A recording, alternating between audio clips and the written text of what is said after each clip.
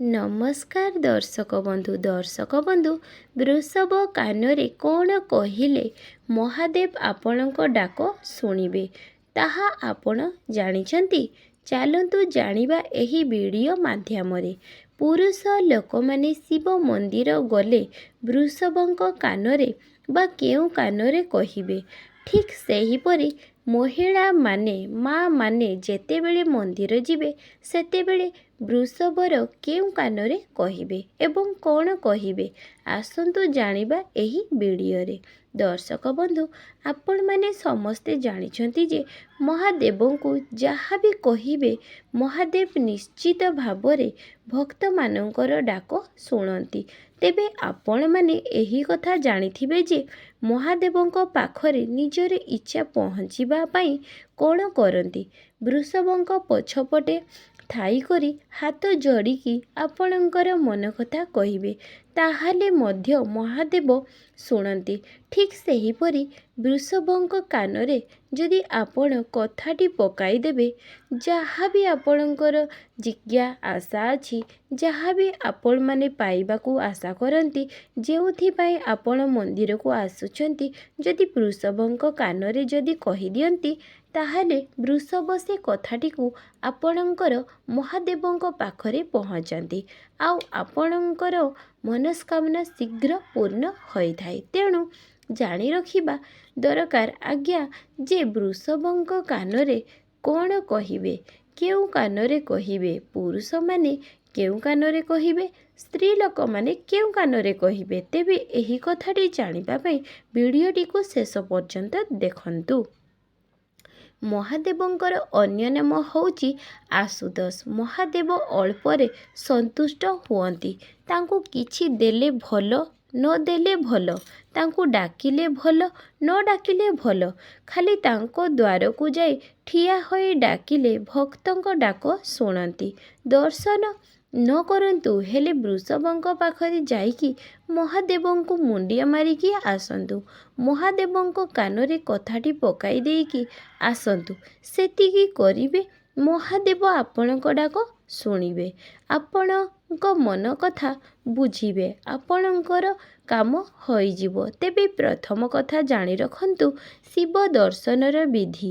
ଶିବ ପୁରାଣରେ କଥାଟି ବର୍ଣ୍ଣିତ ଅଛି, ଯେତେବେଳେ ଶିବ ମନ୍ଦିର ଯିବେ ଦର୍ଶନ କରିବାକୁ କେମିତି ଦର୍ଶନ କରିବେ? ଦର୍ଶନର ବିଧି ହେଉଛି ବୃଷଭର ଦୁଇଟି ଶିଙ୍ଗ ମଧ୍ୟରେ ଆପଣମାନେ ବୃଷଭର ପଛପଟେ ଠିଆ ହେବେ ଏବଂ ସେ ପଛପଟୁ ଲକ୍ଷ୍ୟ କରିବେ ମହାଦେବଙ୍କୁ। ଦୁଇଟି ଶିଙ୍ଗ ମଧ୍ୟରେ ଦର୍ଶନ କରିବେ ମହାଦେବଙ୍କୁ। ସେଇଠି ଠିଆ ହୋଇକି ନମସ୍କାର କରିବା, ନିଜର ମନର ଦୁଃଖ ଜଣାଇଲେ ମହାଦେବ ଡାକ ଶୁଣନ୍ତି। ଏହା ହେଉଛି ବିଧି ପୁରାଣ ଅନୁସାରେ। ବର୍ତ୍ତମାନ ଆସନ୍ତୁ ଜାଣିବା, ଯେତେବେଳେ ପୁରୁଷମାନେ ଯାଉଛନ୍ତି ବୃଷଭ କାନରେ କିଛି କହୁଛନ୍ତି, କେଉଁ କର୍ଣ୍ଣରେ କହିବେ ଏବଂ ମା'ମାନେ କେଉଁ କର୍ଣ୍ଣରେ କହିବେ। ତେବେ ପୁରୁଷମାନେ ବୃଷଭର ଦକ୍ଷିଣ କର୍ଣ୍ଣରେ ଯେତେବେଳେ ନିଜର ମନ କଥା କହିବାକୁ ଯାଉଛନ୍ତି, ଆପଣମାନେ ଦକ୍ଷିଣ କର୍ଣ୍ଣରେ କୁହନ୍ତୁ ଏବଂ ମା'ମାନେ ଯେତେବେଳେ ଯାଉଛନ୍ତି ନଦୀଙ୍କ କାନରେ କହିବା ପାଇଁ, ମା'ମାନେ ନଦୀଙ୍କର ବାମ କର୍ଣ୍ଣରେ କହିବେ ଏବଂ ପୁରୁଷମାନେ ଡାହାଣ କର୍ଣ୍ଣରେ କହିବେ। କାହିଁକି ନା ମା'ମାନେ ହେଉଛନ୍ତି ବାମାଙ୍ଗୀ ଏବଂ ପୁରୁଷମାନେ ଡାହାଣ, ସେଥିପାଇଁ ମା'ମାନେ ବାମପଟ କର୍ଣ୍ଣରେ କହିବେ ଏବଂ ପୁରୁଷମାନେ ଡାହାଣ ପଟେ କହିବେ। ବୃଷଭଙ୍କ କାନରେ ନିଜର ମନର କଥା କୁହନ୍ତୁ। ଯାହା ବି ଆପଣଙ୍କର ଦୁଃଖ ଅଛି, ଯାହା ଜଣାଇବାକୁ ଆସିଛନ୍ତି ଆପଣମାନେ, କାହିଁକି ନା ରଖିଲା ବାଲା ଶିବ, ମାରିଲା ବାଲା ଶିବ, ଉଦ୍ଧାରିଲା ବାଲା ବି ଶିବ। ତେଣୁ ସବୁ କିଛି ତାଙ୍କ ପାଖରେ ସମ୍ଭବ। ତେବେ ଆପଣମାନେ ଜାଣିଛନ୍ତି କି ନାହିଁ, ଆପଣମାନଙ୍କୁ ଜଣାଇବାକୁ ଚାହେଁ ଯେ ଶାସ୍ତ୍ର ଅନୁସାରେ ନିଜେ ସ୍ୱୟଂ ଶିବ କହୁଛନ୍ତି ମା ପାର୍ବତୀଙ୍କୁ ଯେ ମୁଁ ନିଜେ ଗରୁଡ଼ ରୂପରେ ବିଷ୍ଣୁ ମନ୍ଦିରରେ ଅଛି। ମାନେ ବିଷ୍ଣୁଙ୍କ ମନ୍ଦିରରେ ଗରୁଡ଼ ଅଛନ୍ତି। ଗରୁଡ଼ ହେଉଛନ୍ତି ଶିବ ଭଗବାନ। ସେହିପରି ଶିବ ମନ୍ଦିରରେ ନନ୍ଦୀ ବା ବୃଷଭ ଯିଏ ସେ ହେଉଛନ୍ତି ନାରାୟଣ। ତେଣୁ ଶିବ ମନ୍ଦିରରେ ବୃଷଭ କାନରେ କଥା ପକାଇଲେ ମହାଦେବ କଥା ଶୁଣିବେ। ଠିକ୍ ସେହିପରି ଆପଣମାନେ ଯେତେବେଳେ ବୃଷଭ ମନ୍ଦିର ଯାଉଛନ୍ତି ଦର୍ଶନ କରିବା ପାଇଁ ଗରୁଡ଼ଙ୍କ ପାଖରେ ନିହାତି ଭାବରେ ନିଜର ମନୋକାମନା ବିଷୟରେ ଜଣାଇବେ।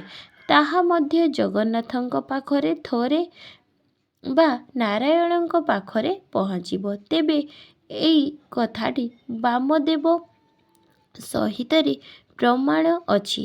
ଆଉ ଗୋଟେ କଥା ମଧ୍ୟ ଶଙ୍କର ନିଜେ ନନ୍ଦୀ ଭଗବାନଙ୍କୁ ବୃଷଭ ମହାରାଜ ବୃଷଭ ଯିଏ ନନ୍ଦୀ ବା ସିଏ ତାଙ୍କୁ ପ୍ରସନ୍ନ ହୋଇକି ମହାଦେବ ବର ଦେଇଥିଲେ ଯେ ହେ ଏ ନନ୍ଦୀ ତୁମ ମଧ୍ୟମରେ ମୋ ପାଖକୁ ଯିଏ ଦର୍ଶନ କରି ଆସିବ ବା ତୁମ କାନରେ ଯିଏ ତା ଦୁଃଖ ଜଣାଇବ ମୁଁ ତାର ଦୁଃଖକୁ ଶୀଘ୍ର ହରଣ କରିବି ବା ମୁଁ ତାର ମନୋକାମନା ଶୀଘ୍ର ଶୁଣିବି।